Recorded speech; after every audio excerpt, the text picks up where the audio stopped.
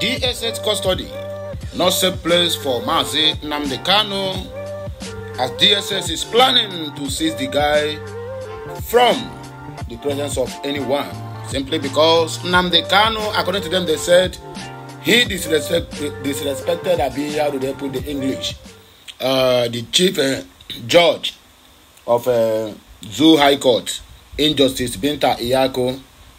It happened last week on the after 24th of September sitting.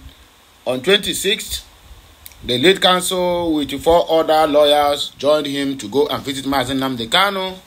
On getting to the DSS premises, the so-called DSS said that Mazi Nnamdi Kanu will not be allowed to entertain any visitor, not even if the highest lawyer in the land come there to visit him. No reason was so given. But later on, they found out it's because of what Mazi Nnamdi Kanu said at the premises of the High Court. And I asked, can this our brother get a fair trial? Anyway, we'll talk about that later. In another development, breaking news, ex-Taraba governor Ishaku gets 150 million naira bail in alleged 27 billion naira fraud case. Bargain price, he don't pay his price. They will leave him to go because of where he came from. Boko Haram military contractors, not an option, defense chief, the price Ndume. The same people who came out and tell us that 80% of the insecurity in Nigeria is being won. Now they are looking the other way around to invite machineries to come and help them to flush out the Boko Haram. After spending billions and trillions of naira on acquiring to Kanu jail, different jails and the rest of them. 2 soldiers and 6 villagers killed as suspected headers attack Benue community. This is what they want to bring to our land. This is what they want to bring to the land of Biafra. Series of attacks every now and then by Fulani herdsmen. And they call them repentant Boko Harams. God will never allow them to see anything good. Anyway, my people, this one is just a short news. So let us go straight to the reason why we are here. Like, share, comment, and make sure you subscribe to my channel for more interesting videos coming your way. Let us go there. Ladies Council of Mazi Nnamdi Kanu, leader of the indigenous people of Biafra, IPOB, Aloye Jimako, has said the Department of State Service DSS is not a safe place for the agitator. Jimako said DSS lacked the facilities to take care of sick detainees, adding that the attitude of its operatives was enough to cause mental and physical illness. He spoke to Daily Post while raising concerns over Kanu's state of health as his trial lingers. IPOB leader is currently detained at the Abuja facility of the DSS. Ejimako said Kanu's health and well-being are a constant factor, and his poor health, if not well handled, can be fatal. The DSS detention facility is far from being a safe place of custody for Kanu mentally and physically. And it is not meant to be even for anybody, not just Kanu, because it lacks the facility to care for sick detainees, and its institutional attitude towards detainees is hostile enough to stoke ill health mentally and physically. This is one of the good reasons that granted our application to transfer Kanu to prison, but that too was denied without cogent reasons. Ex-Taraba Governor Ishaku don't bear himself with 150 million naira after squandering over 27 billion naira in fraud case. Former Governor of Taraba State, Darius Ishaku, was on Thursday admitted to bail in the like sum of 150 million naira by a Federal Capital Territory High Court in the alleged 27 billion naira fraud charge brought against him by the Fulani government. The former governor was granted the bail by Justice Silvanus Oji with 2 sureties in the same amount. One of the 2 sureties must be a federal government employee of the rank of director. Similarly, the two sureties must be resident in the FCT with their house addresses to be verified by the registrar of the court. Besides, Justice Orji barred the former governor and his co-defendant Bello Heru from traveling out of the country except with the permission of the court. The Economic and Financial Crimes Commission EFCC through its counsel Rotimi Jacobs did not oppose the bail. Jacobs noted that the EFCC had on its own granted Ishaku administrative bail and he did not jump bail. Justice Orji, after granting the bail, fixed November 4 and 5 and 13 for commencement of the trial in the alleged fraud. Ishaku, who left office in 2023 after serving as governor for 8 years, was slammed with 15-count charges by the EFCC but pleaded not guilty when he was arraigned on Monday.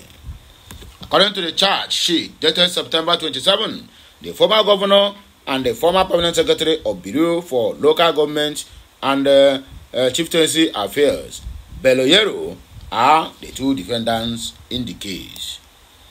In the charge mark CR/792/2024, the EFCC accused the defendant of diverting the sum of 1 billion 10 million, that's 1.1 billion, to their personal use between August 25, 2015 and March 21, 2016 in Abuja. The agency said the amount formed part of the 2.5% contingency funds belonging to the Bureau of Local Government and Chieftaincy Affairs. The EFCC noted that the duo committed an offence contrary to Section 315 of the Penal Code A, Cap 532, Laws of the Fulani Capital Territory of Zojiria, 2007, and punishable under the same section. Ishaku and Yero were also accused of diverting an aggregate sum of 1,138,082,097.71 cents, kobo, which formed part of the 2.5% contingency fund belonging to the Bureau of Local Government and Chieftaincy Affairs between July 2015 and May of 2019. Also between 2015 and January 29, 2018 in Abuja, the defendants were accused of diverting the sum of 761,301,000 to defray the loan of 1 billion naira granted by the Senate Bank PLC to your company, Wadi Construction Limited. That you, Ishaku, while being the governor of Taraba State, and Bello Heru, while being the permanent secretary, Bureau for Local Government and Chieftaincy Affairs, Taraba State, between July 2019 and February 5, 2021 in Abuja, within the jurisdictions of this honorable court, and in such capacity entrusted with dominion over certain property to which an aggregate sum of 3,348,942,411 naira 15 kobo, which sum formed part of the funds belonging to the Bureau of Chieftaincy Keneko Local Government of Taraba State, and you hereby committed a criminal breach of trust in respect of the said property when you dishonestly diverted the said fund to your own use. The charges sheet partly read. Other sums that allegedly formed part of the contingency fund diverted by the defendant include 650,689,369 naira 99 kobo between January 6, 2019 and April 29 of 2021. 193,030,000 between January 2019 and April 29 of 2021, and 170,549,842 naira 00 kobo between January 6, 2019 and April 29, 2021, amongst others. Boko Haram, military contractors, not an option, Defense Chief replies Alain Dume. The Chief of Defense Staff, CDS, Christopher Musa, on Friday declared that the use of military contractors is not an option in the fight against terrorism. Musa said the money that will be used to pay contractors should be used to equip the military of Nigeria. He spoke on Arise TV's morning show while reacting to Borno South Senator Ali Ndume's suggestion that Nigeria should employ military contractors in the fight against terrorists. You see how they turn it down. Speaking on Wednesday, Ndume had called military contractors after Boko Haram fighters slaughtered farmers in a fresh attack in Ngose, Gosa local government area of Borno State. The Boko Haram terrorists killed 6 farmers and abducted 5 others, including women. Reacting to the senator's suggestion, Musa said, "We appeal to the Nigerians to support the armed forces. The challenges we are facing is not isolated. We are not where we want to be, but we are heading there. Recently, we have military contractors in Mali, and how far have they gone? Americans used military contractors in Afghanistan and they fought for 20 years. They left without finishing the war. What I'm saying is that asymmetric warfare is a very difficult operation because we are dealing with non-state actors. The only way to identify them is not that they are carrying arms." Ndume has spoken, and there is a freedom of speech in democracy. So I understand that he is trying to look at options, but for us, it is not an option. We are doing a lot of joint training with Europeans, Americans to build capacity in order to project this war. The war we are facing is not the conventional warfare, where you know that the enemy is there. These guys are highly mobile, and once you are going after them, their informations give them information. So that the informants give them information about your movement and strength. On the 300 killed, who have done more than that, it is still counting. Military contractors are not the solution because the money you are going to give them, why not use it to equip your own military? That would be a lot better. 2 soldiers and 6 villagers are suspected killed by headers in Benue community.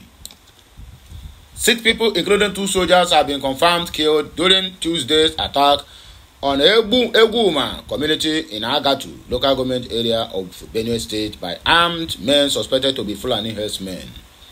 According to an eyewitness, soldiers deployed to the area refused to respond to the invaders' attack. The gunmen later attacked the soldiers' base after attacking the community. Yes. The eyewitnesses who pleaded anonymity said the bandits took 4 of their soldiers' motorcycles and killed 2 of them. The entire community has been deserted.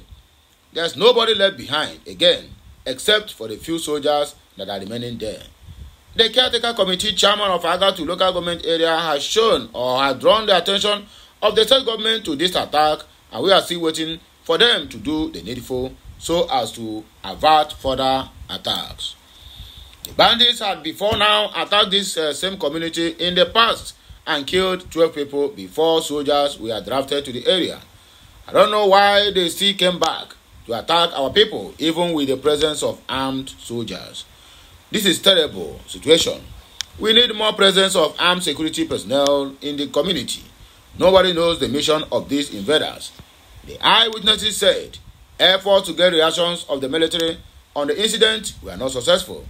When contacted, the police public relations officer said in the text message, "I don't have this report, please." Anyway, my people, now you go take break, like, share, comment, and make sure you keep subscribing to my channel for more interesting videos coming your way. My name is Sidiman Amandia, reporting from the platform of Okute Daily Talk. Oh yeah, now I'm going to enjoy this one.